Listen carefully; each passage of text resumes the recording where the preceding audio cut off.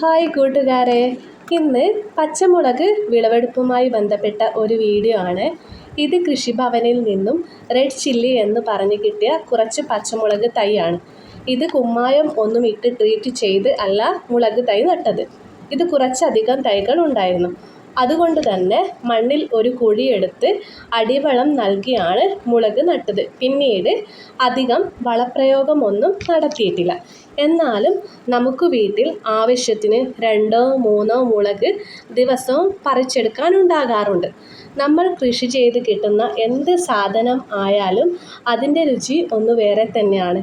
പച്ചമുളകിന് നല്ല മണമൊക്കെ ഉണ്ടാകും. ഇപ്പോൾ മുളകൊക്കെ നടാൻ പറ്റിയ സമയമാണ്.